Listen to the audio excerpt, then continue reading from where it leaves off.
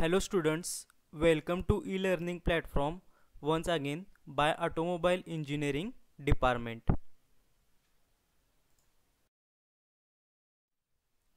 Myself Professor KG Garsasi and I am going to teach you the subject Automobile Engine. Subject code is 22308.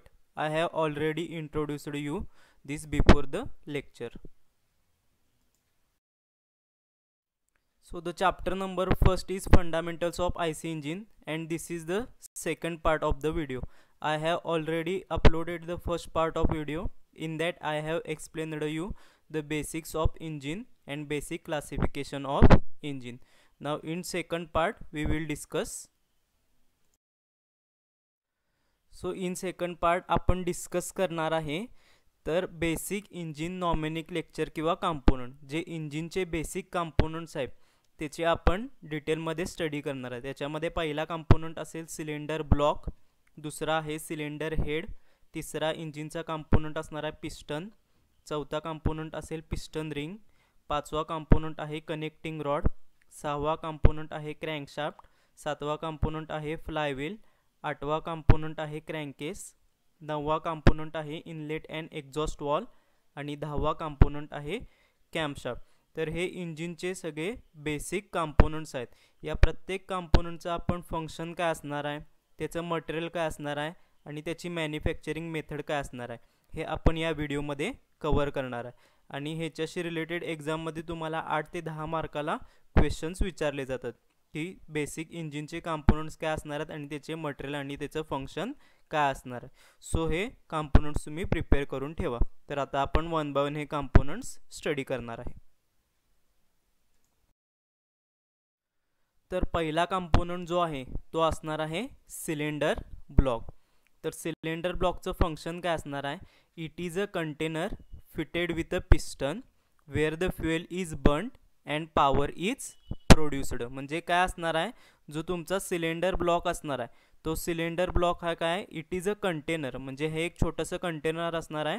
त्या कंटेनरमध्ये काय केलेलं आहे तर पिस्टन वगैरे हे जे सगळे कंपोनंट असणार आहेत ते सिलेंडर ब्लॉकमध्ये काय केलेले आहेत, फिट केलेले आहेत. आणि जे तुमचं फ्युएल असणार आहे, पेट्रोल असेल किंवा डिझेल असेल, ते या सिलेंडर ब्लॉकमध्ये काय केलं जाणार आहे, बर्न केलं जाणार आहे. त्याच्यानंतर आहे cylinder is the main body of IC engine. म्हणजे जो तुमचं इंजिन असणार आहे त्या इंजिनचा सगळ्यात महत्त्वाचा पार्ट कुठला असणार आहे तर हा सिलेंडर ब्लॉक असणार आहे. And the main function of cylinder is to guide the piston. म्हणजे जो तुमचा पिस्टन असणार आहे तो रेसिप्रोकेट होणार आहे. त्या पिस्टनला रेसिप्रोकेट करण्यासाठी गाईडवेज प्रोव्हाइड करण्याचं काम कोण करणार आहे, सिलेंडर ब्लॉक करणार आहे. तर सिलेंडर ब्लॉकच्या अप्पर एंडला काय असणार आहे, सिलेंडर हेड असतोय आणि सिलेंडर ब्लॉकच्या लोअर एंडला काय असणार आहे, क्रँकेस फिट केलेले असणार आहे. सिलेंडर जो तुमचा ब्लॉक तुम्हाला इथं दिसत आहे त्याच्या वरच्या साईडला काय असणार आहे, सिलेंडर हेड असणार आहे आणि त्याच्या खालच्या साईडला काय असणार आहे, क्रँकेस इथं बोल्ड केलेली असणार आहे. तर हे बेसिक फंक्शन असणार आहे तुमच्या सिलेंडर ब्लॉकचं. आणि सिलेंडर ब्लॉकचं मटेरियल जे असणार आहे ते मटेरियल काय असणार आहे, डक्टाईल कास्ट आयर्न किंवा त्यालाच काय म्हणतात नोड्युलर कास्ट आयर्न. म्हणजे हा जो तुमचा सिलेंडर ब्लॉक असणार आहे तो सिलेंडर ब्लॉक हा कास्ट आयर्नपासून तयार केलेला असतो. आणि त्याची मॅन्युफॅक्चरिंग मेथड काय असणार आहे, casting, forging and after that heat transfer and machining. म्हणजे पहिल्यांदा हा कास्टिंग करून तयार केला जाणार आहे, त्याच्यानंतर फोर्जिंग आणि मशीनिंग सगळे ऑपरेशन्स त्याच्यावर तयार करून काय केलं जातं, हा तुमचा सिलेंडर ब्लॉक जो असणार आहे तो सिलेंडर. त्याच्यानंतर सेकंड जो कंपोनंट असणार आहे तो कुठला कंपोनंट आहे, सिलेंडर हेड.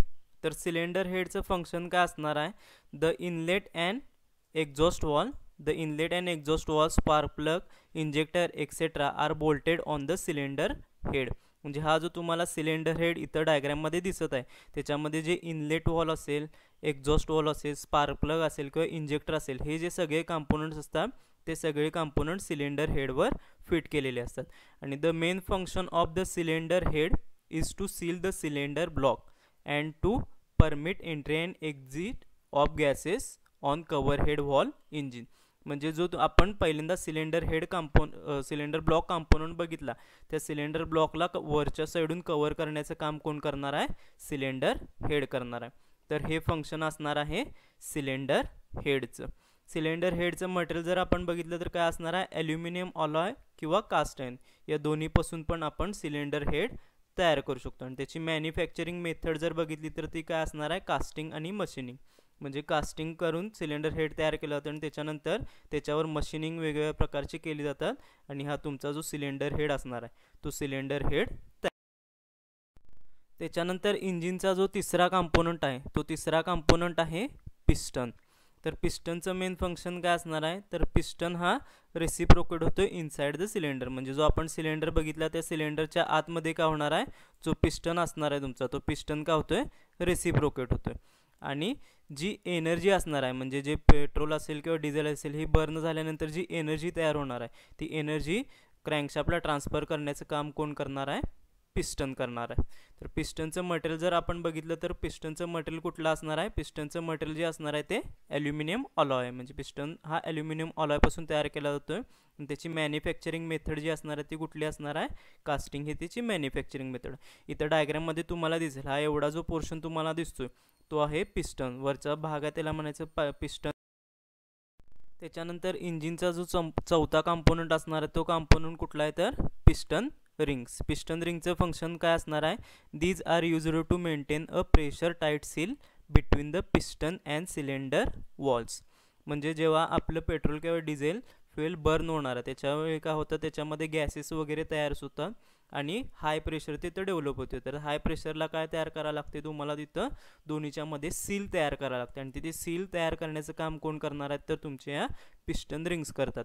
पिस्टन रिंग्स या दोन प्रकारचे असतात, एक असते तर पिस्टन सील रिंग आणि दुसरी असणार आहे ऑइल रिंग. ऑइल रिंग काय करते तर ल्युब्रिकेशन करण्याचं काम करते. ही तुम्हाला क्रिसक्रॉसमध्ये दिसत असेल इथं, ती असणार आहे ऑइल रिंग आणि या दोन असतात त्या तुमच्या पिस्टन रिंग्स किंवा पिस्टन सील रिंग्स, या सील करण्याचं काम करतं.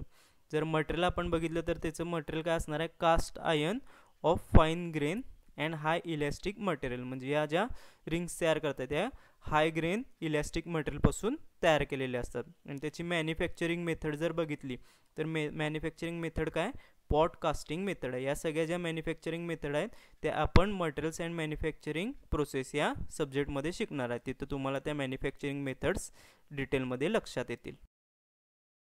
त्याच्यानंतर जो इंजिनचा पाचवा कंपोनंट आहे तो कुठला आहे, कनेक्टिंग रॉड. तर कनेक्टिंग रॉडचं फंक्शन काय असणार आहे, one end of connecting rod is connected to piston through the piston pin while the other end is connected to crank through the crank pin. म्हणजे हा इथे तुम्हाला कनेक्टिंग रॉड दिसत आहे.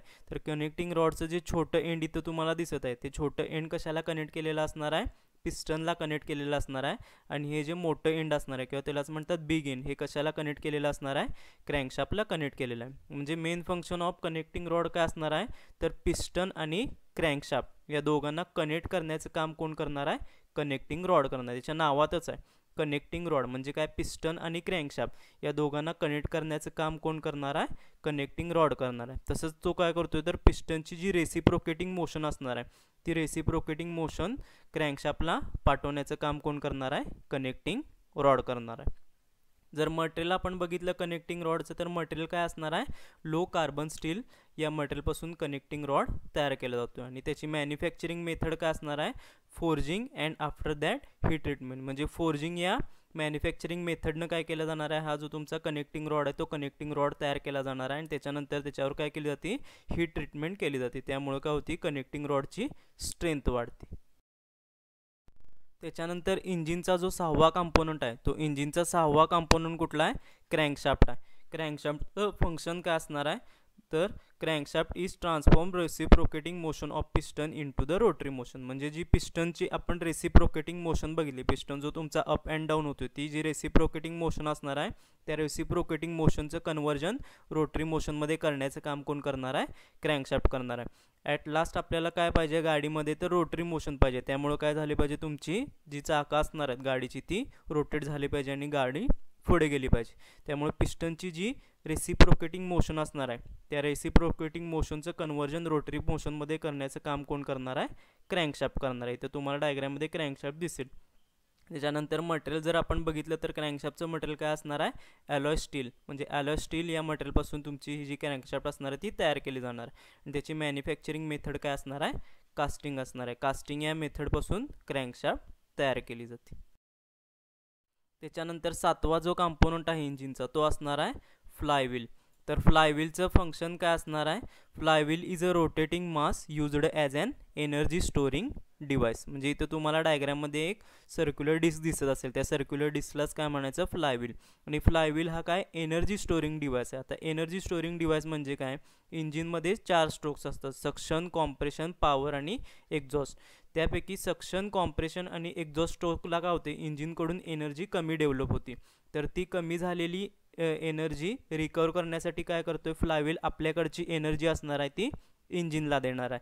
आणि पॉवर स्ट्रोकच्या वेळी काय होतं, तर इंजिनमध्ये जास्त एनर्जी डेव्हलप होती, तर ती जास्त झालेली एनर्जी काय करणार आहे, फ्लायव्हील स्वतःकडे स्टोअर करून घेणार आहे. म्हणजे अशा प्रकारे फ्लायव्हील हा एनर्जी स्टोरिंग डिव्हाइस म्हणून इंजिनमध्ये वर्क करतो. त्याचं मटेरियल जर बघितलं आपण, तर मटेरियल काय असणार आहे, त्याचं कास्ट आयर्न हे मटेरियल आहे. आणि त्याची मॅन्युफॅक्चरिंग मेथड काय, कास्टिंग या मॅन्युफॅक्चरिंग मेथडनं फ्लायव्हील तयार केलं जाते. त्याच्यानंतर पुढचा 8वा जो कंपोनंट असणार आहे तो काय, क्रँकेस आहे. तर क्रँकेसचं फंक्शन काय असणार आहे, it support and cover the cylinder and the crankshaft. म्हणजे जो तुमचा सिलेंडर ब्लॉक असेल आणि क्रँकशाफ्ट असेल, या दोघांना सपोर्ट करण्याचं काम कोण करणार आहे, क्रँकेस करणार आहे. And it is also used as a lubricating storing device. म्हणजे जे ल्युब्रिकेशन सिस्टीमसाठी आपल्याला ऑइल लागते किंवा आपण गाडीमध्ये जे ऑइल फिल करतो ते सगळं ऑइल कुठं स्टोअर केलं जातं, या क्रँकेसमध्ये स्टोअर केलं जातं. त्यामुळे त्याला ऑइल सम्प पण आपण म्हणू शकतो. आणि इथून काय केलं जातं, ऑइल सगळीकडे सर्क्युलेट केलं जातं. जिथं जिथं ल्युब्रिकेशनची रिक्वायरमेंट आहे त्या सगळ्या ठिकाणी काय केलं जाते, ऑइल सर्क्युलेट केलं जाते. म्हणून आपण त्या ठिकाणी क्रँकेस ही यूज करतो. त्याच्यानंतर इंजिनचा जो 9वा कंपोनंट आहे, तो 9वा कंपोनंट कुठला आहे, इनलेट अँड एक्झॉस्ट वॉल. तर इनलेट अँड एक्झॉस्ट वॉलचं फंक्शन काय असणार आहे, a wall is a device that रेग्युलेट्स, directs or control the flow of a fluid. The fluid may be gaseous, liquid, fluidized solid or slurries by opening, closing or partially obstructing various passages. म्हणजे काय, simple जे आपल्या घरात पण आपण water taps किंवा water valve use करतो, त्याचं फंक्शन काय असणार आहे, तर फ्लो कमी किंवा जास्त करणे किंवा फ्लो बंद किंवा चालू करणे. सेम तसंच इनलेट आणि एक्झॉस्ट वॉलचं फंक्शन असणार आहे. इनलेट वॉलचं फंक्शन काय असणार आहे, तर एअर फ्युएलचं मिक्सचर आत इंजिनमध्ये प्रोव्हाइड करण्याचं काम कोण करणार आहे, इनलेट वॉल करणार. आणि एक्झॉस्ट वॉल काय करणार आहे, तर जे एक्झॉस्ट म्हणजे बर्निंग झाल्यानंतर जे सगळे गॅसेस तयार होणार, ते गॅसेस इंजिनमधून बाहेर काढण्याचं काम कोण करणार आहे, एक्झॉस्ट वॉल करणार. आणि मटेरियल जर आपण बघितलं तर मटेरियल काय असणार आहे, फॉस्फर, ब्रॉन्झ आणि मोनेल मेटल या मटेरियलपासून इनलेट आणि एक्झॉस्ट वॉल हे तयार केले जातं. आणि त्याची मॅन्युफॅक्चरिंग मेथड जर बघितली तर काय असणार आहे, कास्टिंग, मशीन अँड ग्राइंडिंग या मॅन्युफॅक्चरिंग मेथड पासून काय केले जातं, तुमचे इनलेट आणि एक्झॉस्ट. त्याच्यानंतर इंजिनचा जो 10वा कंपोनंट आहे तो कुठला असणार आहे, कॅम्पशाफ्ट आहे. तर कॅम्पशाफ्टचं फंक्शन काय असणार आहे, camshaft is used in IC engine to control the opening and closing of walls at proper timing. म्हणजे इनलेट वॉल आणि एक्झॉस्ट वॉल हे करेक्ट टायमिंगला ओपन झाले पाहिजेत आणि क्लोज झाले पाहिजे. तर ते करेक्ट टायमिंगला ओपन आणि क्लोज करण्याचं काम कोण करणार आहे, कॅम्पशाफ्ट करणार. इथं डायग्राममध्ये तुम्हाला दिसत असेल ही कॅम्पशाफ्ट, आणि इथं तुम्हाला ते कॅम्प्सचे लोब दिसतात. ते लोब्स काय करतात, तर प्रॉपर टायमिंगला इनलेट वॉल आणि एक्झॉस्ट वॉल ओपन आणि क्लोज करण्याचं काम करतात. त्याचं मटेरियल काय असणार आहे, ही जी तुमच्यासमोर कॅम्पशाफ्ट आहे त्या कॅम्पशाफ्टचं मटेरियल काय असणार आहे, तर प्लेन कार्बन स्टील हे कॅम्पशाफ्टचं मटेरियल आहे. त्याची मॅन्युफॅक्चरिंग मेथड काय असणार आहे, ग्राइंडिंग आणि केस हार्डनिंग या मॅन्युफॅक्चरिंग मेथडपासून कॅम्पशाफ्ट काय केली जाते, तयार केली जाते. तर आपण हे बेसिक जे इंजिनचे टोटल 10 कंपोनंट्स आहेत ते बेसिक 10 कंपोनंट्स बघितले, त्याचं फंक्शन बघितलं, त्याचं मटेरियल बघितलं आणि त्याची मॅन्युफॅक्चरिंग मेथड बघितली. तर नेक्स्ट लेक्चरला आपण पुढं जे इंजिनचे डायग्रॅम्स असणार आहेत किंवा इंजिनची जी फिलॉसॉफी असणार आहे किंवा इंजिनचं जे वर्किंग असणार आहे ते आपण नेक्स्ट लेक्चरला